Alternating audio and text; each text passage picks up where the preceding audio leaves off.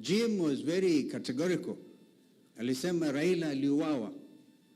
In order to deal with that lingering issue, na tukiwa mbele ya congregation hii and before the presence of God himself, I would want to suggest pawe na thorough inquest so that Kenyans can know the truth. I can tell you that people are fighting for the soul of our late brother Raila Odinga. I was privileged to work with them very closely. Very, very closely.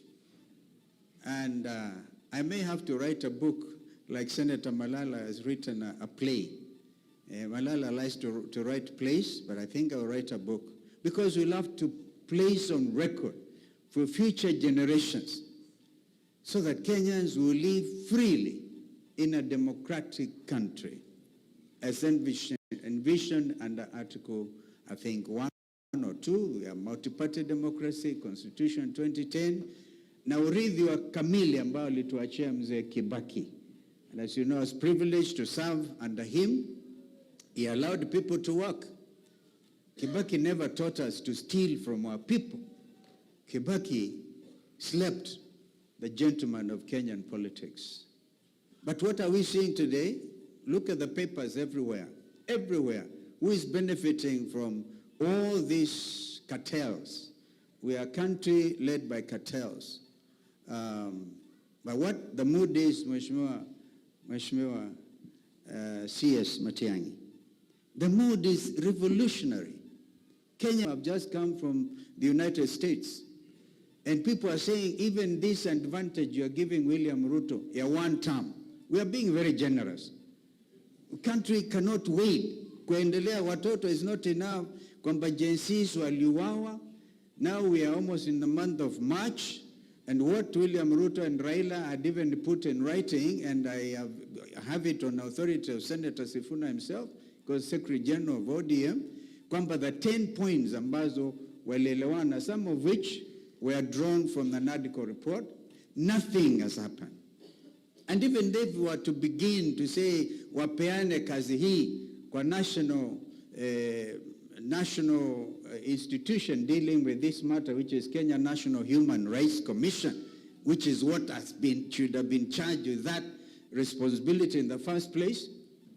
Now there's no time. They will then begin to say, okay, huyu na huyu haphazardly wapatiwe 100,000, 2 million.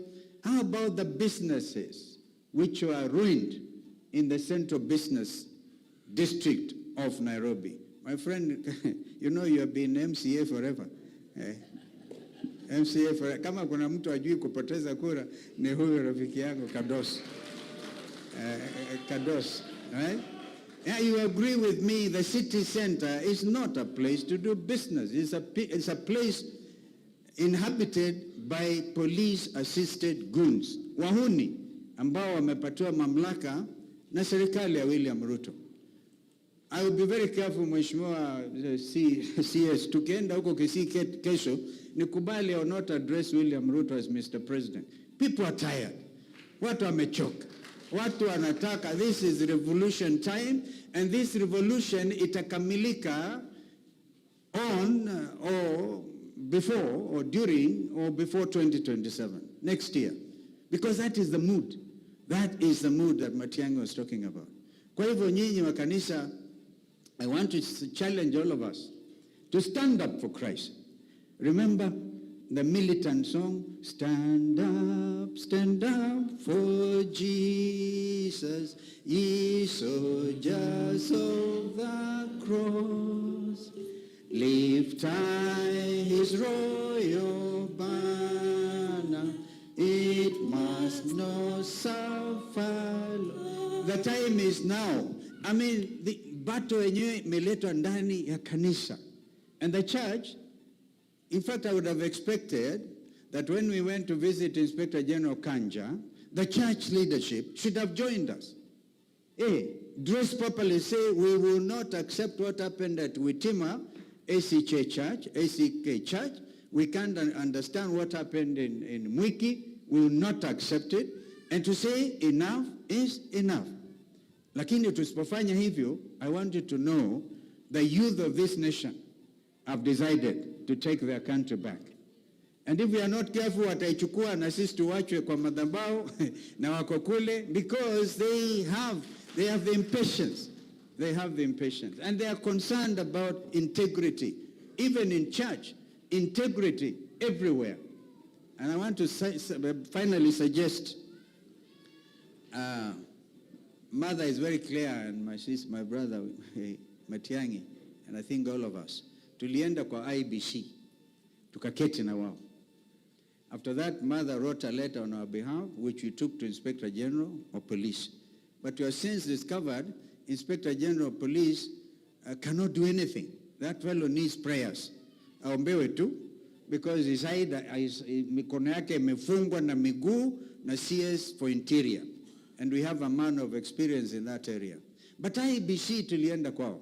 You know, now, tumekubaliana tuwe na technical team ya sisi, united alternative government. We are not saying we are opposition. We are just waiting to take over the leadership. Kama vijana watatukubalia. Okay? And that is the way we are moving forward. United alternative government. Tukawaambia hivi, we have our team, our technical team, tumepeana majina yetu.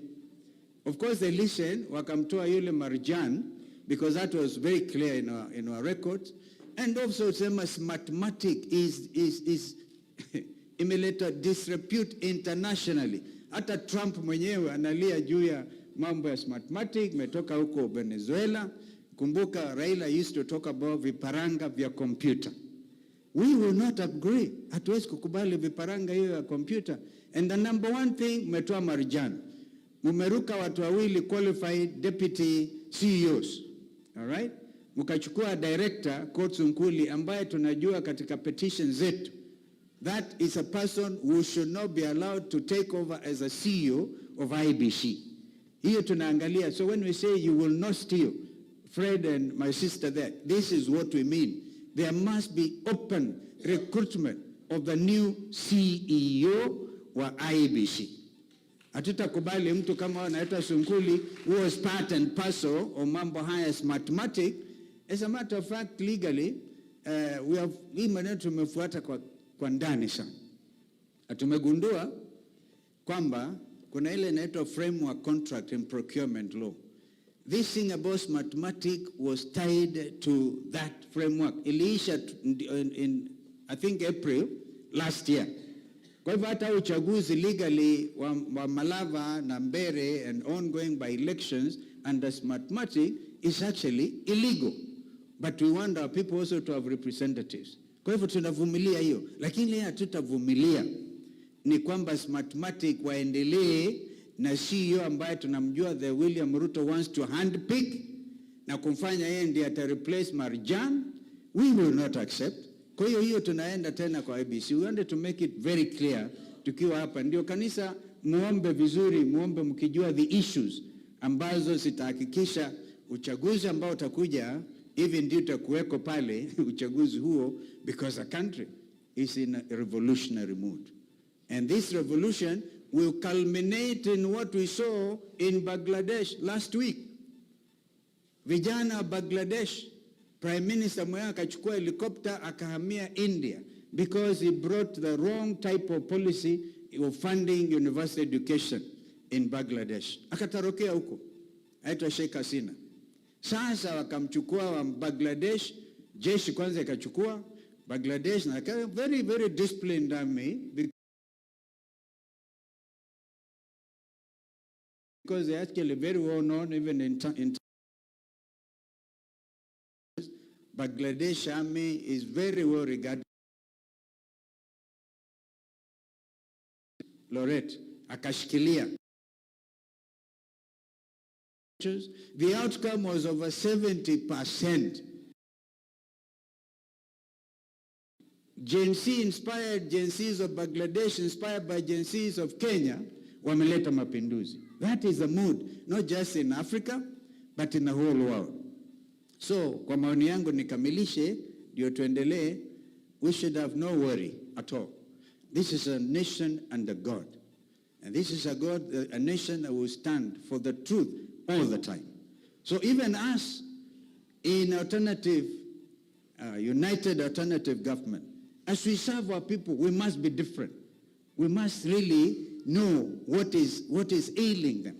Na sisi wenyewe tutajitahidi tuone vile tunaweza kusaidiana. So I have no doubt when William Ruto says atashinda kura by 2 million. Hey, yani hebu angalia hivi vile tulivyo, because also it's an attempt to pre-rig kuweka kwatu kwa maneno tutaenda Singapore, tutaenda wapi. Oburu ananichekesha anasema tutaenda Canaan kupitia Singapore. Because you remember his brother was saying tutaenda Canaan. Tukafika mto Jordan, tukaumwa wengine na samaki na kulikuwa crocodile wengi. Hatukuvuka, ndio what time Raila akasema anatafuta wafanye building bridges na ndugu yake Uhuru Kenyatta. Sasa wameleta mambo mengine haijulikani. The truth of the matter, if I knew my brother Raila's heart, it was not for this thing. Hawa watu wanajiita ma-expert. Walikimbia kule wakateka Raila nyara, and that is the truth. And you, Senator Kitui and Senator Sifuna, know what we ordered both you and Sifuna tukiwa na Raila on what you should do. Kwa hivyo ukweli utatokea. And the truth is, lazima pia ukweli tujue what killed our brother Raila Amolo Odinga. May his soul rest in peace, and may this wonderful congregation and the ministry of PCEA Itambaye. If I remember, I think I even started the university of PCEA when I was a vice president. Kwa hivyo mambo haya ni mazuri sana. Sorry we have taken so long, but what do you expect? Wacha tuongee ile kwa hapa itutoke, ndio mtuombee. Mtuombee mkijua kina Kalonzo na Rigathi shida yao ni nini. Na sio shida, it is the burden we have for this nation. Bwana Yesu asifiwe.